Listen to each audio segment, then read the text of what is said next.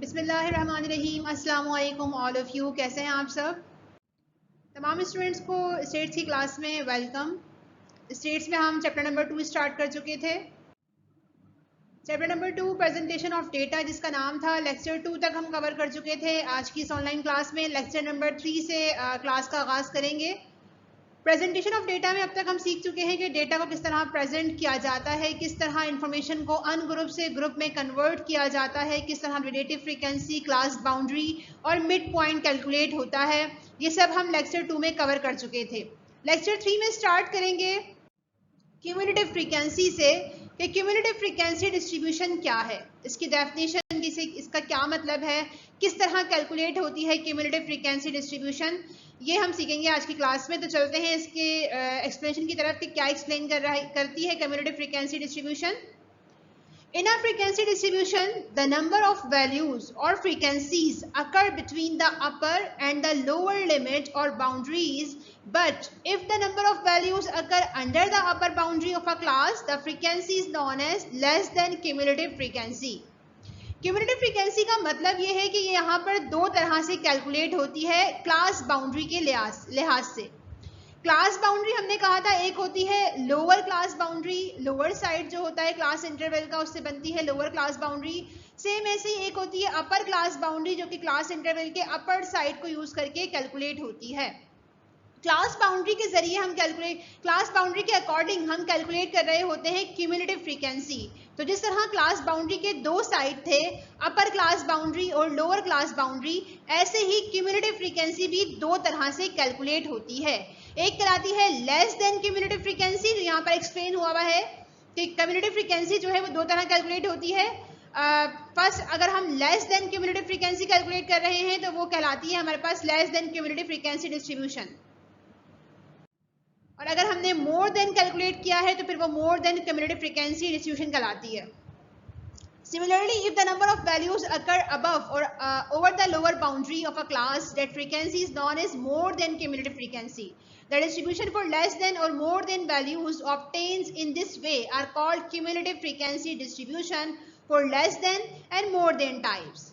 वही बात एक्सप्लेन कर रहे हैं कि क्लास बाउंड्री को जो है वो कंसीडर करते हुए हम कैलकुलेट कर रहे होते हैं क्यूमुलेटिव फ्रीक्वेंसी। क्यूमुलेटिव फ्रीक्वेंसी दो तरह कैलकुलेट होती है, एक कहलाती है लेस देन क्यूमुलेटिव फ्रीक्वेंसी और एक कहलाती है मोर देन क्यूमुलेटिव फ्रीक्वेंसी। किस तरह कैलकुलेट होती है लेस देन क्यूमुलेटिव फ्रीक्वेंसी और मोर देन क्यूमुलेटिव फ्रीक्वेंसी किस तरह कैलकुलेट होती है, ये हम डिस्कस करेंगे अपने जो है वो नेक्स्ट स्लाइड में। इसके अलावा यहाँ पर ये बता रहे हैं कि ये जो डिस्ट्रीब्यूशन होती है मोर देन क्यूमुलेटिव और लेस देन क्यूमुलेटिव, बेसिकली यही क्या है, क्यूमुलेटिव फ्रीक्वेंसी डिस्ट्रीब्यूशन है, जिसमें हम क्लास बाउंड्री को कंसीडर करते हुए लेस देन और more than cumulative frequency calculate कर रहे होते हैं। अब किस तरह कैलकुलेट होती है, आइए ये सीखते हैं। एग्जाम्पल से सीखते हैं कि किस तरह कैलकुलेट होती है लेस देन और मोर देन क्यूमुलेटिव फ्रीक्वेंसी। तो एग्जाम्पल नंबर 8 मौजूद है हमारे यहाँ पर। फाइंड क्यूमुलेटिव फ्रीक्वेंसी, जिसे CF भी कहा जाता है। C मतलब क्यूमुलेटिव, F मतलब फ्रीक्वेंसी।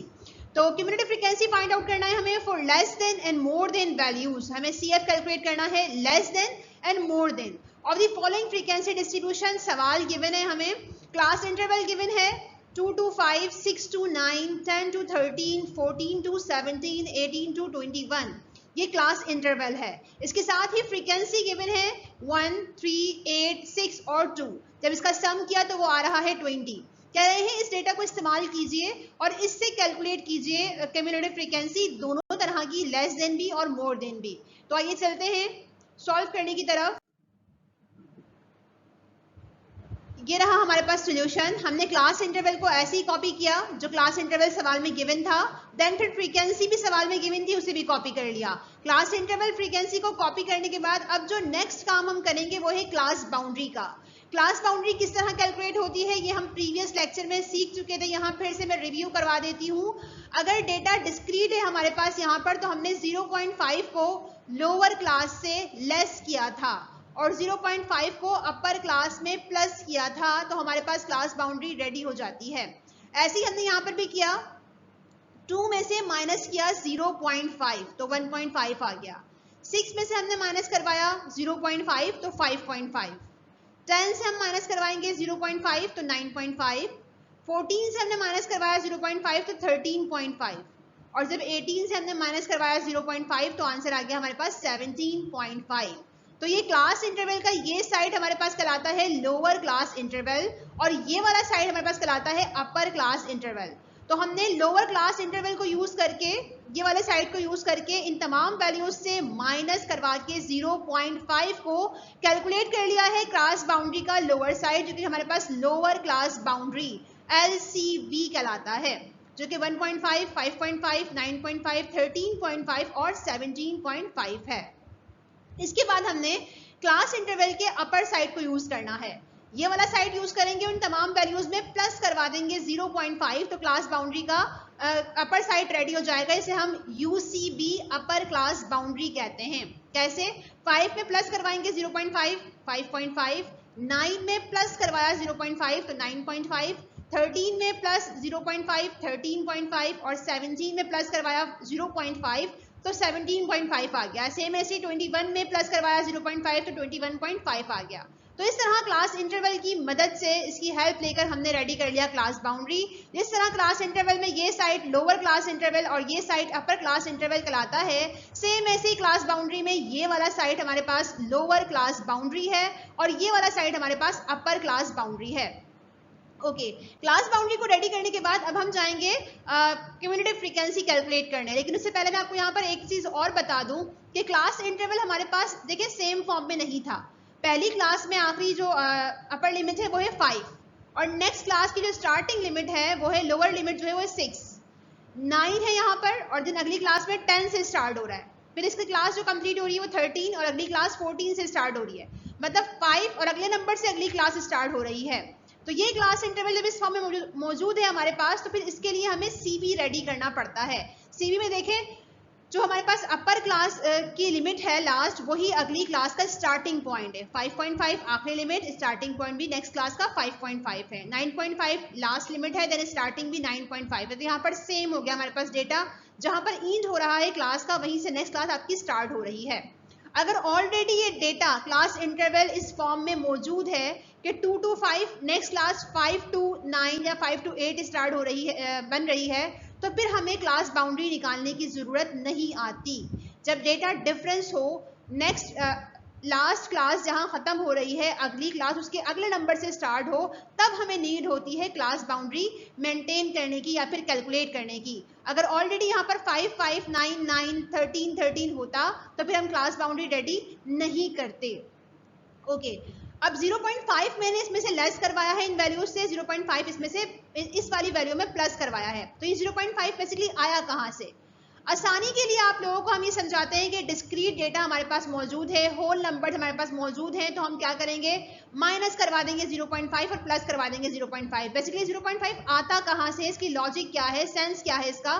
बेसिकली ये जो नंबर है 6, अगली क्लास के नंबर लोअर नंबर को जो कि 6 है हमारे पास, और पिछली क्लास के हाईएस्ट नंबर जो कि 5 हमारे पास, जब हम माइनस करवाते हैं इससे और फिर डिवाइड करवाते हैं 2 से, तो नंबर आता है जो कि हम क्लास बाउंड्री में प्लस और माइनस करते हैं। तो ये 0.5 कहाँ से आया? इस 6 को हमने माइनस करवाया 5 से तो 1 आया, फिर 1 को हमने डिवाइड बाय 2 करवाया तो फिर 0.5 आया। उस 0.5 को हेल्प लेकर हमने क्या किया, इस वाली क्लास बाउंड्री को रेडी कर लिया, एक साइड लोअर साइड माइनस करवा के और अपर साइड प्लस करके। तो 0.5 कहाँ से आया? उम्मीद करती हूँ कि आपको क्लियर हो गया होगा। 0.5 इस तरह आया, दोबारा सुन लीजिए, कि इस 6 को, जो अगली क्लास का लोएस्ट नंबर है 6, स्टार्टिंग नंबर है 6, उसको हमने माइनस करवाया पिछली क्लास के हाईएस्ट नंबर से या फिर लास्ट नंबर से 5 से, तो 1 आ जाएगा हमारे पास। अब इस 1 को हम डिवाइड करवाएंगे 2 से, तो आंसर आ जाएगा 0.5। इस तरह 0.5 आता है, जो कि हम क्लास बाउंड्री में प्लस और माइनस कर रहे होते हैं।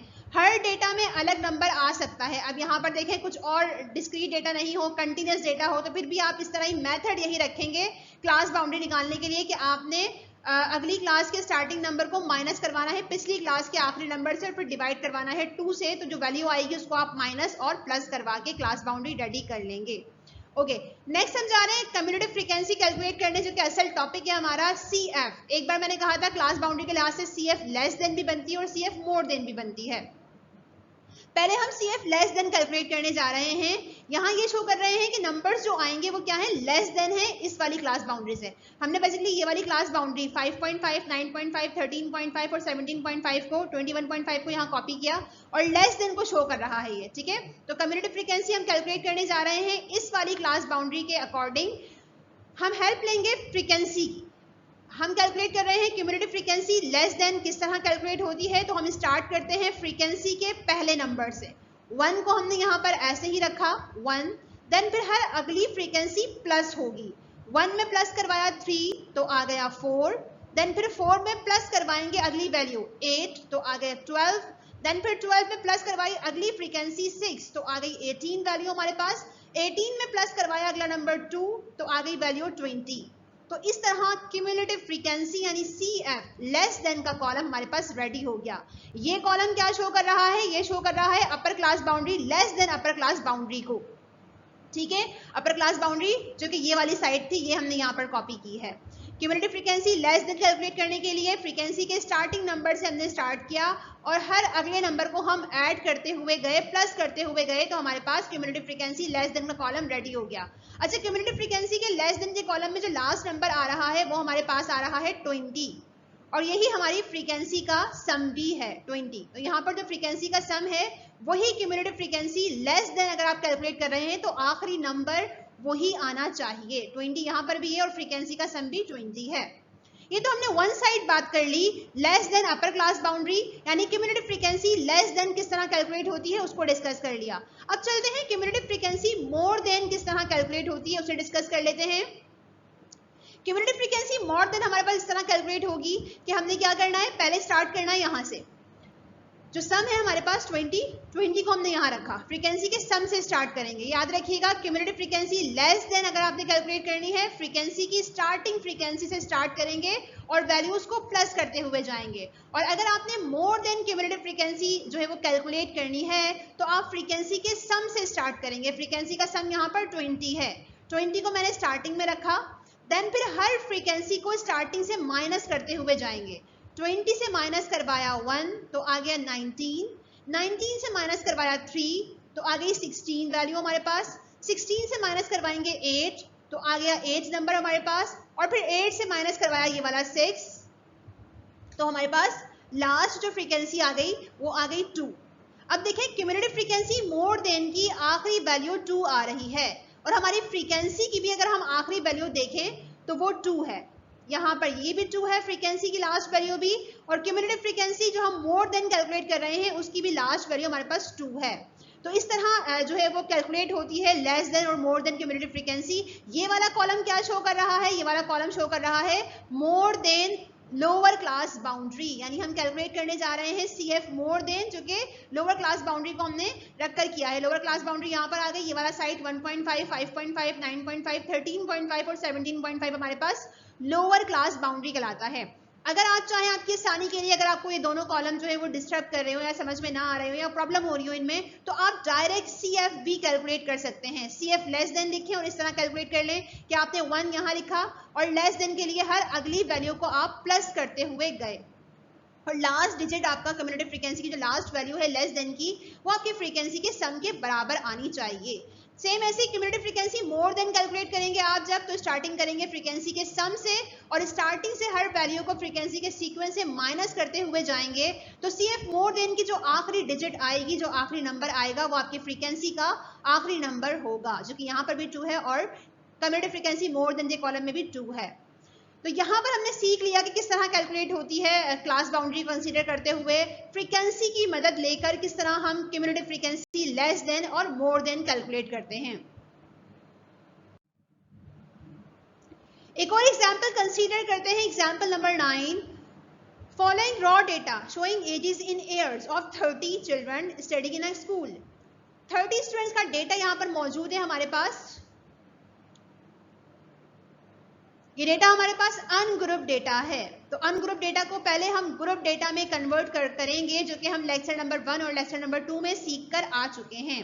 अनग्रुप डेटा किस तरह ग्रुप में कन्वर्ट होता है, पहले हम रेंज कैलकुलेट करते हैं, फिर स्टार्टिंग पॉइंट डिसाइड करते हैं, लास्ट पॉइंट डिसाइड करते हैं, डिस्क्रीट में बनाए कंटिन्यूस में बनाए ये हम डिसाइड करते हैं, गैप कितना होगा, हाइट कितनी होगी, विड्थ कितनी होगी, कितनी नंबर ऑफ क्लास बनेगी ये हम डिसाइड करते हैं। तो ये हम अपने प्रीवियस लेक्चर में कवर कर चुके हैं, वहां से हम हेल्प लेंगे इस अनग्रुप डेटा को ग्रुप डेटा में कन्वर्ट करने के लिए और ग्रुप फ्रीक्वेंसी डिस्ट्रीब्यूशन बनाने के लिए। अब हमें कह रहे हैं construct a frequency table by taking a less interval of class interval of 2 years.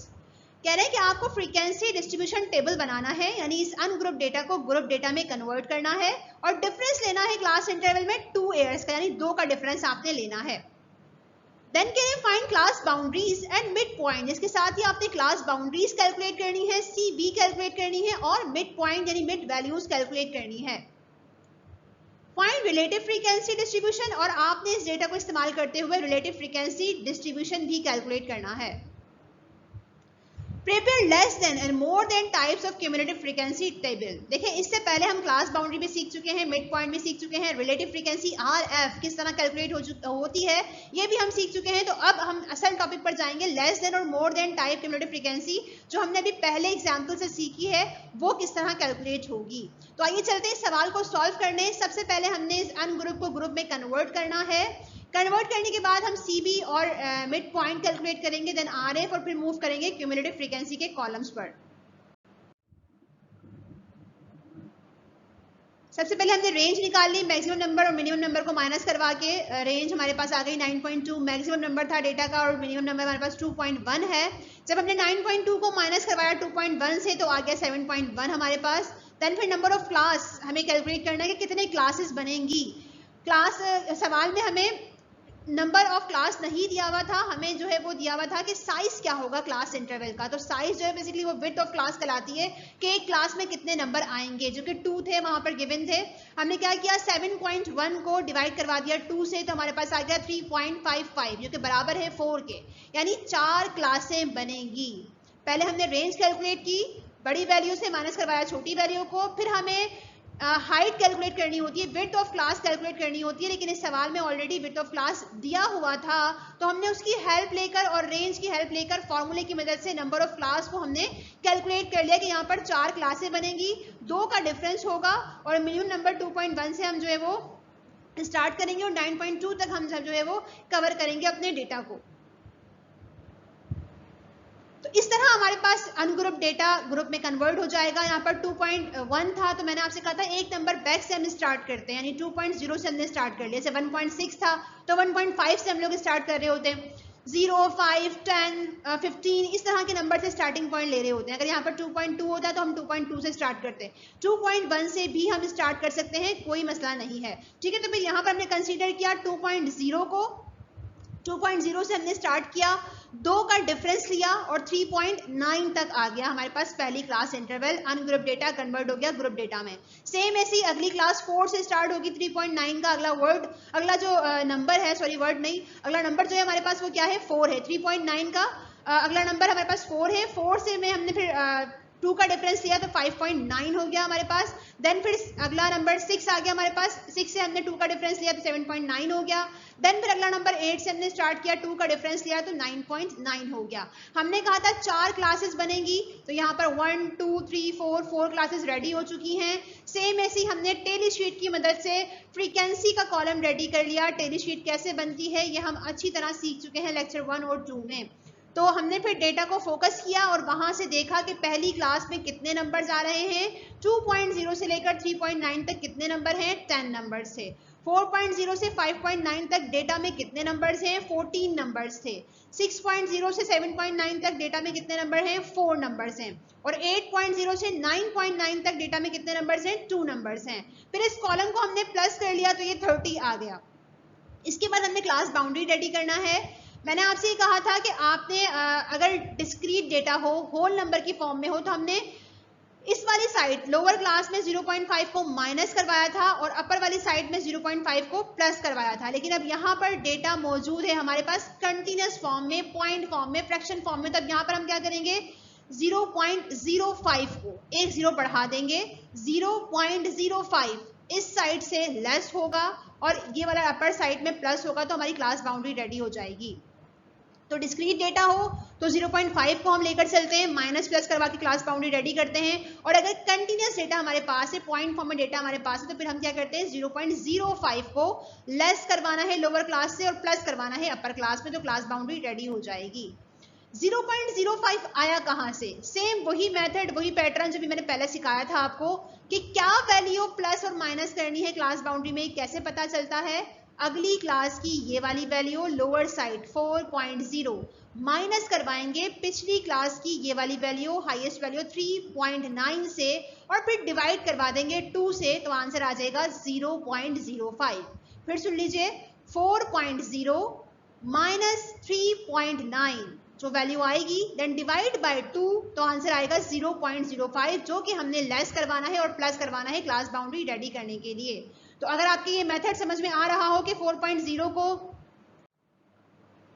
तो अगर मेथड समझ में आ रहा है कि 4.0 को हमने माइनस करवाया है 3.9 से और फिर डिवाइड करवाया है 2 से, तो वैल्यू आई 0.05। और अगर ये मेथड समझ में ना आ रहा हो तो फिर सिंपल इतना रखें कि अगर डेटा होल नंबर की फॉर्म में है, डिस्क्रीट डेटा है, 1 2 3 4 फॉर्म में है, तो क्लास बाउंड्री मेंटेन करने के लिए, बनाने के लिए, कैलकुलेट करने के लिए हमने क्या करना है, माइनस 0.5 और प्लस 0.5। और अगर डिस्क्रीट डेटा नहीं है, पॉइंट फॉर्म में डेटा है, तो फिर हम 0.05 प्लस और 0.05 माइनस करवाएंगे, ये आपकी आसानी के लिए। वैल्यू कहाँ से आई मैं बता चुकी हूँ आपको, इन दोनों वैल्यूज को माइनस करवा के डिवाइड बाय 2 करवा के वैल्यू आती है, इसकी मदद से हम क्लास बाउंड्री कैलकुलेट करते हैं। तो अब यहाँ 2.0 से हमने माइनस करवाया 0.05, तो वैल्यू आ गई 1.95। 4.0 माइनस 0.05 तो 3.95। 6.0 माइनस 0.05 5.95। 8.0 माइनस 0.05 तो 7.95 आ गई। लोअर क्लास की मदद से हमने रेडी कर लिया लोअर क्लास बाउंड्री। देन फिर इस वाली वैल्यू में प्लस करना है हमें 0.05 को। 3.9 प्लस 0.05 3.95। 5.9 प्लस 0.05 5.95। Then 7.9 plus 0.05 7.95। 9.9 में प्लस किया 0.05 तो वैल्यू आ गई 9.95। तो ये रेडी हो गई हमारी क्लास बाउंड्री। देन फिर हमें कैलकुलेट करना होता है मिड पॉइंट। पहला मैंने आपको कैलकुलेट कर दिखाया है मिड पॉइंट किस तरह कैलकुलेट होता है, थोड़ा रिव्यू भी हो जाएगा आपका यहाँ पर। क्लास इंटरवल के लिहाज से कैलकुलेट करते हैं मिड पॉइंट को कि एक क्लास का मिड पॉइंट क्या है। पहली क्लास को फोकस किया हमने, 2.0 यहाँ लिखा प्लस 3.9 यहाँ, देन डिवाइड बाय 2, तो आंसर आ गया 2.95, यानी पहली क्लास का मिड पॉइंट कैलकुलेट हो गया 2.95 है। अगली क्लास के लिए भी हम यही काम करेंगे, 4.0 प्लस 5.9 डिवाइड बाय 2 तो 4.95। 6.0 प्लस 7.9 डिवाइड बाय 2 तो आंसर आ गया 6.95। 8.0 प्लस 9.9 डिवाइड बाय 2 तो आंसर आ गया 8.95। अच्छा, आप डायरेक्ट कैलकुलेट मत कीजिएगा, आप पहले कैलकुलेटर में 2.0 प्लस 3.9 फिर इक्वल टू प्रेस करें, देन फिर डिवाइड बाय 2 करें, तो आंसर आपका यही आएगा 2.95, 4.95, 6.95 और 8.95। 2.0 में प्लस करवाएंगे 3.9, इक्वल टू प्रेस करेंगे, देन डिवाइड बाय 2, तो फिर ये वैल्यू आ जाएगी। ओके, इसके बाद चलते हैं आरएफ कैलकुलेट करने। आरएफ का मतलब था रिलेटिव फ्रीक्वेंसी। रिलेटिव फ्रीक्वेंसी किसकी मदद से कैलकुलेट होती है? फ्रीक्वेंसी की मदद से कैलकुलेट होती है। रिलेटिव फ्रीक्वेंसी क्या शो कर रही होती है? इंडिविजुअल फ्रीक्वेंसी का टोटल फ्रीक्वेंसी से, इंडिविजुअल फ्रीक्वेंसी टोटल फ्रीक्वेंसी से कितना रिलेट करती है। रिलेटिव मतलब रिलेट करना, इंडिविजुअल मतलब हर एक क्लास की फ्रीक्वेंसी, टोटल फ्रीक्वेंसी का कितना रेशो है, कितना रिलेट कर रही है। ओके, कैलकुलेट कैसे होती है? 10 स्टार्टिंग फ्रीक्वेंसी ली, डिवाइड बाय टोटल फ्रीक्वेंसी 30 तो आ गया 0.33। 14 divide by 30 sum of frequency 0.47। 4 divide by 30 तो वैल्यू आ गई 0.13। 2 डिवाइड बाय 30 तो वैल्यू आ गई 0.07। तो इस तरह रिलेटिव फ्रीक्वेंसी कैलकुलेट हो गई।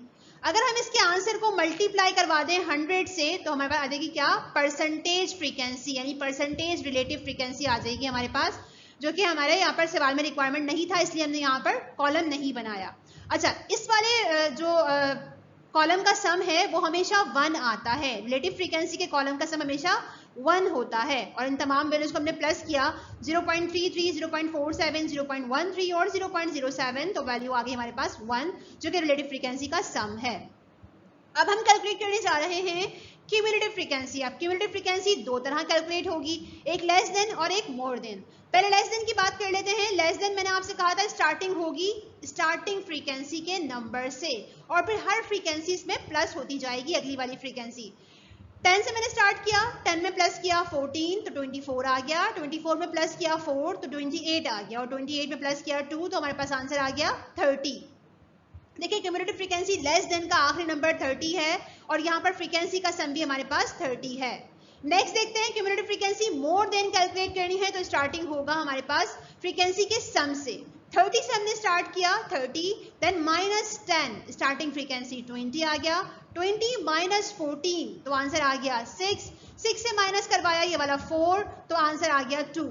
मोर देन क्यूमुलेटिव फ्रीक्वेंसी का लास्ट नंबर 2 आ रहा है हमारे पास, और फ्रीक्वेंसी का भी लास्ट नंबर हमारे पास 2 है। तो ये क्लास इस तरह कैलकुलेट होता है कि पहले हमने सीख लिया इस पूरे एग्जाम्पल में कि अनग्रुप डेटा किस तरह ग्रुप डेटा में कन्वर्ट हुआ, इसके साथ ही क्लास बाउंड्री कैसे बनी। बेसिकली इस डेटा को फोकस करने का मकसद ये था कि पहले एक हम सीख चुके थे कि डिस्क्रीट डेटा से क्लास बाउंड्री कैसे बनती है, और फिर क्यूमुलेटिव फ्रीक्वेंसी किस तरह निकलती है जब नंबर आपके पास होल फॉर्म में हो। 2 to 5 नंबर थे, वहां पर 6 to 9 नंबर्स थे। यहाँ पर मैंने डेटा को फोकस किया था क्योंकि हमारे पास पॉइंट फॉर्म में है, और जब पॉइंट फॉर्म में है तो फिर क्लास इंटरवल्स बनाकर किस तरह क्लास बाउंड्री जो है वो कैलकुलेट होती है, कौन से नंबर्स हम यहाँ पर माइनस प्लस करवाते हैं, मिड पॉइंट किस तरह कैलकुलेट होता है, RF हमने यहाँ पर सीखा, और साथ में लेस देन और मोर देन क्यूमुलेटिव फ्रीक्वेंसी भी हम सीख चुके हैं। इसके बाद हम देख लेते हैं क्वालिटेटिव फ्रीक्वेंसी डिस्ट्रीब्यूशन टेबल कैसे बनता है। अब तक हमने डिस्कस किया था क्वांटिटेटिव फ्रीक्वेंसी डिस्ट्रीब्यूशन के हवाले से, जहां पर हमें नंबर्स गिवन थे और हम नंबर्स पर काम कर रहे थे। नंबर्स की फॉर्म में डेटा अनग्रुप में गिवन था और हम उसे ग्रुप में कन्वर्ट कर रहे थे। तो अनग्रुप डेटा को हमने ग्रुप में कन्वर्ट किया था, नंबर की फॉर्म में डेटा मौजूद था, तो हमने कहा था क्वांटिटेटिव फ्रीक्वेंसी डिस्ट्रीब्यूशन है। अगर डेटा हमारे पास क्वालिटी की फॉर्म में मौजूद हो तो फिर उसका फ्रीक्वेंसी डिस्ट्रीब्यूशन किस तरह बनता है उसको सीखने जा रहे हैं। ये कहलाता है qualitative frequency distribution. If the data are grouped or classified according to some qualitative characteristics, the frequency distribution is said to be qualitative frequency distribution. यानी अगर कोई डेटा ग्रुप में क्लासीफाई करना है और क्वालिटी की फॉर्म में डेटा मौजूद है, कैरेक्टरिस्टिक्स मौजूद हैं, तो फिर उसको जो टेबल बनता है, फ्रीक्वेंसी डिस्ट्रीब्यूशन टेबल हम बनाते हैं, वो हमारे पास क्वालिटेटिव फ्रीक्वेंसी डिस्ट्रीब्यूशन कहलाता है। किस तरह बनता है table? For this type of frequency distribution observation are not measured as the data are qualitative but are only placed into categories are counted. The distribution of sales data on the 5 colors of a name brand washing machine in the following table is an example of qualitative frequency distribution. कह रहे हैं कि जब data हमारे पास quality की form में मौजूद होता है तो फिर उसको हम मेजर नहीं कर सकते, उसकी पैमाइश नहीं कर सकते। फिर हमें क्या करना होता है, उसको हम कैटेगरीज में डिवाइड कर देते हैं या फिर ग्रुप्स में डिवाइड कर देते हैं और फिर उस ग्रुप को काउंट करते हैं और उस कैटेगरी को हम काउंट कर रहे होते हैं। यहाँ पर एग्जांपल दी हुई है, एग्जांपल के जरिए हमें जो है वो एक्सप्लेन कर रहे हैं यहाँ पर कि सेल्स डेटा दिया हुआ है 5 कलर्स की वॉशिंग मशीन का। अब देखिए यहाँ पर 5 कलर्स गिवन है, जो डेटा गिवन है वो कलर्स के लिहाज से गिवन है, तो ये कलर हमारे पास कहलाएगा क्वालिटेटिव डेटा। ठीक है, तो वॉशिंग मशीन का कलर हमारे पास क्या हो गया, क्वालिटेटिव डेटा हो गया। अब इन 5 कलर्स की मशीन को हमने कन्वर्ट करना है और बनाना है क्या, इसका क्वालिटेटिव फ्रीक्वेंसी डिस्ट्रीब्यूशन। तो आइए पहले टेबल को देखते हैं हम। ये यहाँ पर हमारे पास इस तरह डेटा मौजूद होता है। कलर हमें गिवन है ग्रीन, 88 वॉशिंग मशीन है ग्रीन कलर की, ग्रे 65 वॉशिंग मशीन हैं, रेड कलर की 52 वॉशिंग मशीन हैं, ब्लू 45, व्हाइट 50, पिंक हमारे पास 50 मशीन हैं। तो ये इस तरह का डेटा हमारे पास कहलाता है क्वालिटेटिव डेटा, और ये हमारे पास कहलाता है क्वालिटेटिव फ्रीक्वेंसी डिस्ट्रीब्यूशन, जिसमें हम जो क्वालिटी का डेटा हमारे पास मौजूद होता है उसे कन्वर्ट करते हैं पहले ग्रुप्स या फिर कैटेगरीज में, जैसे green, grey, red, blue, white, pink, ये क्या है हमारे पास कैटेगरीज हैं। ठीक है, फिर इसको हमने कन्वर्ट कर दिया किस चीज में, नंबर्स में, और काउंट कर लिया कि किस कैटेगरी में कितने नंबर्स आ रहे हैं। ग्रीन में आ रहे हैं 88, ग्रे में आ रहे हैं 65। तो इस तरह बनता है क्वालिटेटिव फ्रीक्वेंसी डिस्ट्रीब्यूशन। एग्जाम्पल के जरिए यहाँ पर समझाया गया है, एग्जाम्पल की मैंने हमें इसका कहा गया था construct frequency distribution table. The quality of food by a restaurant is good, average and poor. एक हमें रेस्टोरेंट, फूड रेस्टोरेंट है जहाँ का डेटा गिवन है, जिसकी फूड की कंडीशन जो है वो ग्रुप वाइज इस तरह है कि गुड कैटेगरी, एवरेज या फिर पुअर कैटेगरी, खराब कैटेगरी है। कितने लोगों ने क्या रिस्पॉन्स दिया है इस हवाले से? डेटा मौजूद है 1 2 3 4 5 6 7 8 9 और 10 लोगों ने कहा कि गुड क्वालिटी है। सेम ऐसे ही ए को काउंट कर लेते हैं 1 2 3 4 लोगों ने कहा कि एवरेज क्वालिटी है रेस्टोरेंट की, और फिर पी को लास्ट में काउंट किया हमने 1 2 3 4 5 6 पर्सन ने कहा कि पुअर क्वालिटी है रेस्टोरेंट के फूड्स की। तो अब ये हमें कन्वर्ट करना है, ये जो ग्रुप्स गिवन है, हमें कैटेगरीज गिवन है गुड एवरेज और पुअर की, इसे हमें कन्वर्ट करना है क्वालिटेटिव फ्रीक्वेंसी डिस्ट्रीब्यूशन में। तो वो इस तरह होगा, जैसे यहाँ पर हमने लिखा पहले क्वालिटी यानी ग्रुप बना दिया, कैटेगरी बना दी गुड एवरेज और पुअर। जी शो कर रहा है गुड को, ए शो कर रहा है एवरेज को, और पी शो कर रहा है पुअर कंडीशन को। टेली शीट बनी जिस तरह हम टेली शीट बनाते हैं सेम वैसे ही टेली शीट बनेगी कि कितने लोगों ने क्या रिस्पॉन्स दिया है। मैंने कहा था यहाँ पर काउंट किया हमने तो 10% ने कहा था, तो टेली शीट में 10 मार्क्स 10 लाइंस ड्रॉ की हमने, वही फ्रीक्वेंसी में कन्वर्ट होकर 10 आ गया। सेम ऐसी एवरेज ने कहा 4% ने कहा था एवरेज है फूड की जो है वो क्वालिटी, तो 4 यहाँ पर आ गया। देन फिर 6 आ गया जिन्होंने पुअर कंडीशन कही थी फूड की के सही कंडीशन में नहीं है, खराब जो है वो रिस्पॉन्स दिया इस हवाले से। ठीक है, तो ये हमारे पास इस तरह बन गया, हमने इस डेटा को जो कि क्वालिटेटिव डेटा था हमारे पास वो कन्वर्ट कर दिया किसमें, क्वालिटेटिव फ्रीक्वेंसी डिस्ट्रीब्यूशन में। नेक्स्ट चलते हैं मिसिंग वैल्यूज, जो कि एग्जाम्स के पॉइंट ऑफ व्यू से मोस्ट इंपॉर्टेंट क्वेश्चन है, जरा इसको डिस्कस कर लेते हैं। सवाल में आपको डेटा गिवन होता है और डेटा में कुछ वैल्यूज गिवन कुछ वैल्यूज मिसिंग होती हैं, कुछ गिवन है कुछ मिसिंग है, और कहते हैं मिसिंग वैल्यूज फाइंड आउट करें। और मिसिंग वैल्यूज तभी आप फाइंड आउट कर सकते हैं जब आपको कैलकुलेट करना आती हो class boundary, mid point, cumulative frequency और इसके साथ ही रिलेटिव फ्रीक्वेंसी। सवाल गिवन है यहाँ पर हमें इस तरह, सवाल ऐसे ही सेम एग्जाम में गिवन होता है, क्लास इंटरवल गिवन है लेकिन कुछ वैल्यूज मिसिंग है, जैसे यहाँ पर एक फिगर नहीं है, वैल्यू नहीं है, सेम ऐसे यहाँ पर एक वैल्यू नहीं है, फर्स्ट क्लास बाउंड्री की वैल्यू दोनों मिसिंग है, अगली क्लास का स्टार्टिंग पॉइंट मिसिंग है, फ्रीक्वेंसी की 2 वैल्यूज मिसिंग है, आर एफ की 2 वैल्यूज 3 वैल्यूज मिसिंग है, सी एफ की कुछ वैल्यूज यहाँ पर मिसिंग है। तो ये हमारे पास इस तरह का मिसिंग वैल्यूज हमें गिवन होती हैं। मिसिंग वैल्यू का चार्ट हमें गिवन होता है और हमें इसकी हेल्प लेकर अपने जो हमारे कॉन्सेप्ट होते हैं रिलेटिव फ्रीक्वेंसी, क्यूमुलेटिव फ्रीक्वेंसी के हवाले से, उसकी हेल्प लेकर सॉल्व करना होता है इस सवाल को। तो आइए चलते हैं, सवाल सॉल्व कैसे होगा। फाइंड आउट करने जा रहे हैं हम मिसिंग वैल्यूज को जब डेटा में हमें वैल्यूज गिवन ना हो। पहले बात कर लेते हैं क्लास इंटरवल की। क्लास इंटरवल में हम जानते हैं कि पहली क्लास जहां पर खत्म होगी अगली क्लास उसके अगले नंबर से स्टार्ट होगी। जैसे यहाँ पर पहली क्लास 20 पर खत्म है और अगली वैल्यू का नंबर मिसिंग था, हमें पता है कि अगला नंबर क्या होगा, इस क्लास का इस नंबर की अगला नंबर जो है वो अगली क्लास का नंबर होगा, मतलब 20 का अगला नंबर है 21, तो उससे अगली क्लास स्टार्ट होगी। अगर ये सवाल ये कॉन्सेप्ट क्लियर हो कि अगली क्लास किस नंबर से स्टार्ट होती है तो आप इजीली इस वैल्यू को कैलकुलेट कर सकते हैं। तो यहाँ हमें ये मालूम चला कि पहली क्लास जहाँ पर खत्म होती है उसके अगले नंबर से अगली क्लास स्टार्ट होती है, इसलिए 20 यहाँ पर खत्म हो रहा है तो अगला नंबर 21 होगा। देन नेक्स्ट में हमें थर्ड वाली क्लास में लास्ट नंबर नहीं दिया हुआ था, तो जहां से अगली क्लास जो है वो 33 से स्टार्ट हो रही है तो इसका पिछला नंबर क्या होगा, वो पिछली क्लास का लास्ट नंबर होगा। जैसे ये वाली क्लास 33 से स्टार्ट हो रही है तो इसका पिछला नंबर 32 यहाँ पर मिसिंग वैल्यू में आएगा। जैसे यहाँ पर था ना 21 तो पिछली क्लास 20 पे खत्म हुई थी, सेम ऐसे यहाँ पर 33 अगला नंबर स्टार्ट हो रहा है तो पिछली क्लास खत्म होगी 32 पे, इसके पिछले वाले नंबर पे जो कि 32 यहाँ पर है। तो इस तरह हमने मिसिंग वैल्यू फाइंड आउट कर ली। अगर हमें पता हो कि कौन सी क्लास कहाँ पे खत्म हो रही है और अगली क्लास किस नंबर से स्टार्ट होगी तो हम वैल्यू कैलकुलेट कर सकते हैं। जहाँ एक क्लास खत्म हो रही होती है अगली क्लास के अगले नंबर से स्टार्ट होती है, और जहाँ पर अगली क्लास शुरू हो रही है पिछली क्लास के अगले नंबर पे उसके पिछले नंबर पे खत्म होती है। 33 से स्टार्ट हुई वाली क्लास तो पिछली क्लास खत्म होगी 32 पे इसके पिछले नंबर पे, इसलिए 32 आ गया यहाँ पर। ठीक है, तो क्लास इंटरवल रेडी हो गया। इस तरह आप सीबी देख लेते हैं। सीबी हम जानते हैं कि क्या होगा, नंबर्स इक्वल आएंगे, एक तो कि हर क्लास का स्टार्टिंग और लास्ट नंबर इक्वल होगा, दूसरा ये कि पॉइंट फॉर्म में डेटा कन्वर्ट हो जाएगा। ओके, पहली क्लास से शुरू करते हैं। पहली क्लास की मिसिंग वैल्यू थी 14 पॉइंट, यहाँ पर ये वैल्यूज गिवन नहीं थी, कैसे आई। तो हम जानते हैं डेटा क्या है, होल नंबर की फॉर्म में है, डिस्क्रीट फॉर्म में है। 15 में से हमने माइनस करवाया होगा 0.5 तो आ गया 14.5, 20 में हमने प्लस करवाया होगा 0.5 तो 20.5 आ गया। अब 20.5 यहाँ का नंबर है, सेम अगली क्लास का भी नंबर होगा 20.5।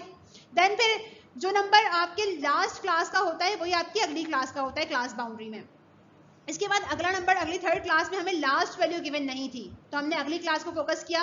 अगली क्लास 32.5 थी, वही नंबर पिछली क्लास का होगा। क्लास बाउंड्री में लास्ट नंबर, प्रीवियस नंबर और अगला नंबर सेम आ रहा होता है। 20.5, 20.5, 26.5, 26.5, 32.5 यहाँ था तो ये भी 32.5 ही होगा, ठीक है। ऐसी अब लास्ट वैल्यू गिवन नहीं थी हमें, 44 की क्लास बाउंड्री क्या बनेगी, तो हम जानते हैं अपर साइड हम सॉल्व करने जा रहे हैं। डिस्क्रीट डेटा हमारे पास है तो 44 में हम प्लस करवा देंगे 0.5, तो हमारे पास आ गया 44.5। तो ये हमारे पास क्लास बाउंड्री भी रेडी हो गया। फ्रीक्वेंसी को देख लेते हैं। फ्रीक्वेंसी की दो वैल्यूज गिवन नहीं थी, स्टार्टिंग वैल्यू और थर्ड वैल्यू। तो हमने क्या करवाया, पहले सम को देखा, 120 सम आ रहा था, ठीक है। इसके बाद हमने देखा कि अगले कॉलम में कुछ मिल रहा है हमें, इसको सॉल्व करने के लिए हम गए क्यूमुलेटिव फ्रीक्वेंसी की तरफ। क्यूमुलेटिव फ्रीक्वेंसी में पहली वैल्यू हमें देखें गिवन है, जो कि हमारे पास क्या है, 15 है। हम ये जानते हैं कि यहाँ पर जो क्यूमुलेटिव फ्रीक्वेंसी कैलकुलेट हुई है वो लेस देन है, क्योंकि लेस नंबर से स्टार्ट हो रही है, और यही नंबर जो है वो यहाँ पर होगा, क्योंकि लेस देन क्यूमुलेटिव फ्रीक्वेंसी जब हम स्टार्ट करते हैं, कैलकुलेट करते हैं, तो फ्रीक्वेंसी का स्टार्टिंग नंबर लेते हैं। तो ये 15 आ गया हमारे पास, फ्रीक्वेंसी के स्टार्टिंग नंबर पे 15 यहाँ पर आ गया। अब जब हमें 4 वैल्यूज गिवन मिल गई और सम पता है हमें 120 है, तो हम क्या करेंगे, 5वीं वैल्यू खुद कैलकुलेट कर सकते हैं। कैसे, 15 प्लस 20 प्लस ये वाला 10 प्लस 15, तो जो वैल्यू आएगी उसको हम माइनस करवा देंगे सम से। सम 120 कैसे आ रहा है, इन वैल्यूज को माइनस करवा के, तो हमारे पास वैल्यू आ गई 60, जो कि बची हुई वैल्यू थी हमारे पास यहाँ 60 आ गई। कैसे, तमाम वैल्यूज को प्लस किया, 120 से माइनस करवाया, तो ये वाली वैल्यू जो एक बच गई थी फ्रीक्वेंसी हमारे पास 60, वो आ गई। देन फिर आरएफ हम जानते हैं किस तरह कैलकुलेट होती है, individual frequency 15 divide by sum, then फिर 60 डिवाइड बाय सम 120 और 15 डिवाइड बाय 120, तो हमारे पास आरएफ का कॉलम भी रेडी हो गया। क्यूमुलेटिव फ्रीक्वेंसी हम जानते हैं कि स्टार्टिंग से स्टार्ट करते हैं और हर अगली फ्रीक्वेंसी को प्लस कर रहे होते हैं।